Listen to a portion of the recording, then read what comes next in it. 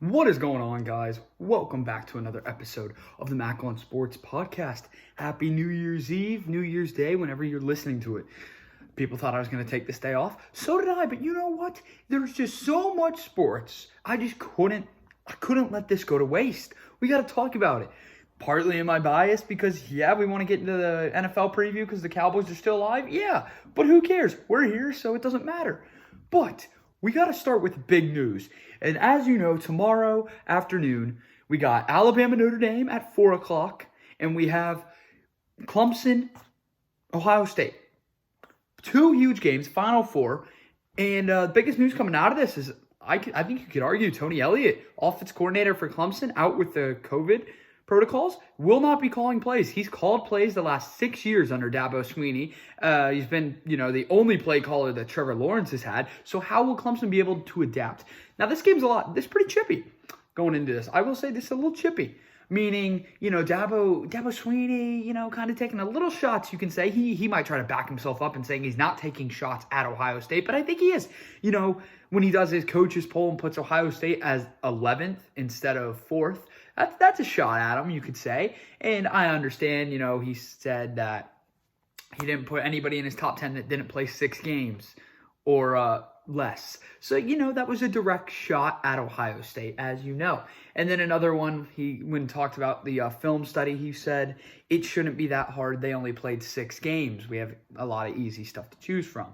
So, no love lost here between Clemson and Ohio State. I mean, they played Justin Fields last year. They had it on their mind. Justin Fields with the interception that he threw into double coverage in the end zone to lose the game. And, that's been Justin Fields' motto. He's been trying to bounce back from that. I think it's a revenge game for Justin Fields. I think it's a chip on the shoulder mentality game for Ohio State. I think they're trying to prove a statement here. They don't feel like they're respected.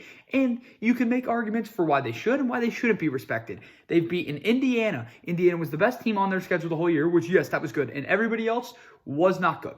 Was not good on their schedule. They have one resume win that's actually respectable. You can argue Northwestern. Nah. I mean, not really. Indiana is basically the best team they've played all year. So if you do want to put Northwestern on their schedule, they played 2 quality opponents out of their whole year. Clemson, on the other hand, they're going in. They're trying to be the big dog mentality. Trevor Lawrence, this could be his final game at Clemson. As we know, he's linked to go to the Jacksonville Jaguars. He's ready to go. But like I said, how will he adapt to no Tony Elliott? I think he'll be fine. I feel like Trevor is a very veteran guy at this point, can run the offense himself, and Dabo could possibly chip in. So I think Clemson's going to be fine, and they have enough playmakers to make, this happen. Now, Ohio State's just trying to get everybody fully healthy. This whole year, Ohio State's probably been the worst team trying with coronavirus. They never played on back-to-back Saturdays the whole entire year, partly due to either bye weeks or the COVID. So it's gonna be a tough one. Clemson, Brent Venables, his defense gonna be ready. He's always got them buzzing. They're gonna be good, and it's just gonna be a good X's and O matchup between Ryan Day versus Dabo Swinney. I think who's gonna win this it's pretty simple as this: which quarterback makes less mistakes? Simple as that. Justin Fields, last game against Northwestern, made a lot of mistakes. He had a couple interceptions, and he was uncharacteristic of himself. That's not usually what he was. And Trevor Lawrence, he doesn't make many mistakes, but without the OC, could this cause problems? And I want to see, it would be interesting to see if Ohio State, can really talk trash. Meaning, you might sound like, oh, Mac, that's stupid. Everybody does. No. If you go back and watch the Miami versus Clemson game this year, usually Trevor Lawrence is very calm, collected, even keel, level-headed. Miami got to him. Now, Clemson still got the win in the end and, dominated them. But Trevor Lawrence was uncharacteristic. He wasn't his true self. They got under his skin, and I want to see if Ohio State's going to do that. I highly doubt they're going to, but you never know. I want to see how the secondary plays. Guys like Sean Wade, how is he? He's had a high praise coming into the year. In my opinion, he's kind of dropped off.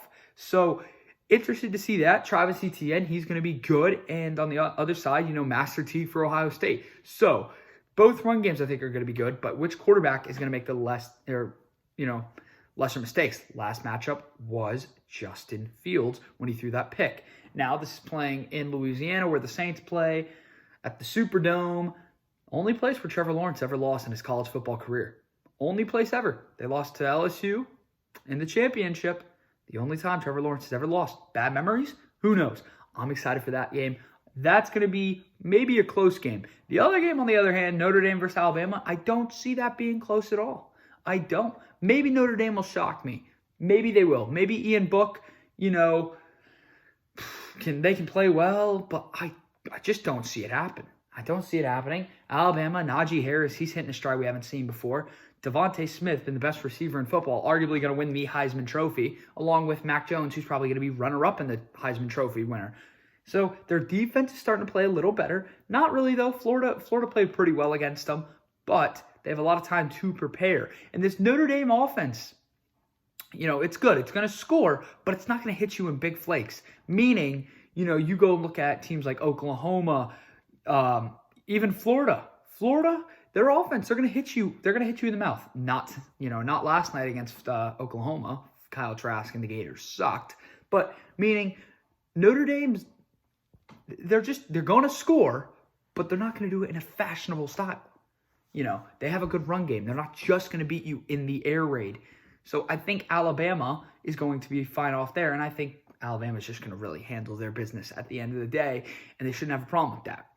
So we'll see. I'm excited. It's going to be good. We got the college football playoff coming up. Could we have 2 good games?